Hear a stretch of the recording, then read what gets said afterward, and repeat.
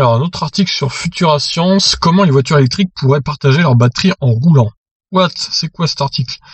Les bornes de recharge pour les voitures électriques vont-elles devenir inutiles? Des chercheurs ont imaginé un système de ravitaillement partagé où les voitures s'échangent leur électricité grâce à un bras télescopique et une rémunération sous forme de crédit. De quoi diminuer la taille nécessaire des batteries et donc le coût des voitures. Ça me paraît un peu gros, hein, on va lire, mais bon. Les avions de chasse sont parfois ravitaillés en vol lors de longues missions. Un avion ravitailleur s'approche de l'appareil et déploie une perche ou un tube flexible pour remplir le réservoir. Alors pourquoi ne pas faire la même chose pour les voitures électriques? Des chercheurs de l'université de Floride ont imaginé un système de partage où les voitures se connectent en réseau en échangeant leur électricité, formant une gigantesque batterie partagée plutôt que des milliers de batteries individuelles. Nommé P2C2, Peer-to-Peer Car Charging, le concept décrit sur la plateforme de prépublication Arxiv repose sur des bras télescopiques magnétiques qui se déploient entre deux véhicules qui se suivent lorsque l'un d'eux a besoin de refaire le plein. Une idée qui fleure bon la science-fiction mais qui existe déjà pourtant. Volkswagen a présenté il y a peu une borne de recharge mobile qui viendrait ravitailler les voitures électriques dans les parkings et l'entreprise italienne Andromeda commercialise un chargeur transportable dans le coffre d'un véhicule pour recharger une voiture en panne grâce à un câble. Oui, alors c'est pas tout à fait la même chose parce que là on parle de voitures qui seraient en train de rouler du coup et qui se chargeraient en même temps quoi. C'est quand même étonnant, hein. Les chercheurs américains vont plus loin en imaginant un convoi de voitures électriques entièrement automatisé et piloté par un logiciel intelligent. Chaque batterie serait reliée à un cloud géant qui redistribuerait l'électricité entre les véhicules selon les besoins.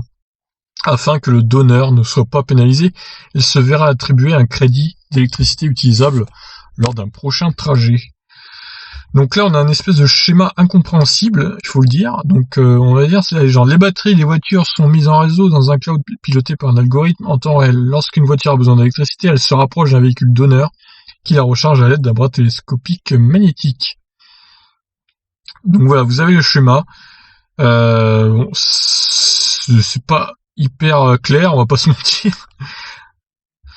Non mais déjà pour que ça marche, ce genre de truc, il faudrait que vraiment toutes les voitures électriques utilisent ça. Donc c'est pas de mal à veille, hein.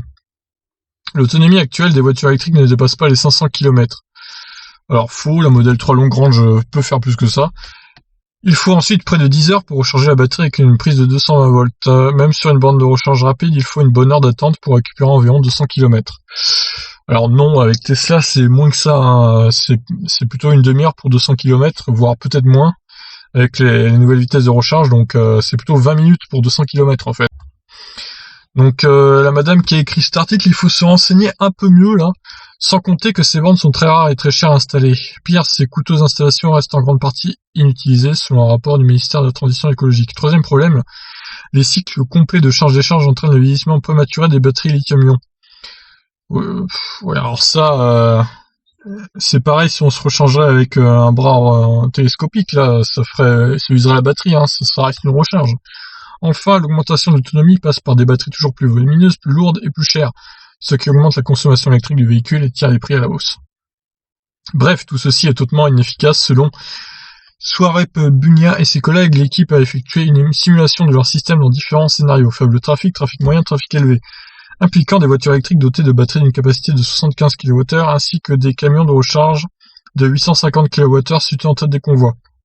Selon leurs calculs, le P2C2 permet d'effectuer 65% d'arrêt en moins sur le trajet et de réduire la capacité des batteries de 25% tout en conservant la même autonomie. Et reste à convaincre les utilisateurs d'adopter un tel concept qui ne serait de toute façon possible qu'avec des véhicules semi-autonomes. Oui, voilà. Or, pour être rentable, il faut qu'un maximum de voitures soient connectées. Cela pose aussi la question des données privées qui seront inévitablement stockées dans le cloud et donc potentiellement accessibles à tous. Bon, je suis un peu dubitatif sur ce genre de système pour le coup. L'idée paraît pas mauvaise, mais bon, ça me paraît complètement limite impossible à mettre en place en fait. Ça va être un casse-tête pas possible. Donc en plus, il faudrait qu'il y ait un camion tout au bout du convoi qui recharge tous les véhicules au final, avec une énorme batterie. Donc est-ce que ça serait plus efficace écologiquement de faire ça que de s'arrêter à une borne et de recharger? Certes, il y a beaucoup moins de perte de temps, mais au final, je suis pas sûr qu'on y gagne sur le plan écologique. Mais bon, après, tout ça, évidemment, ce sont des calculs à faire.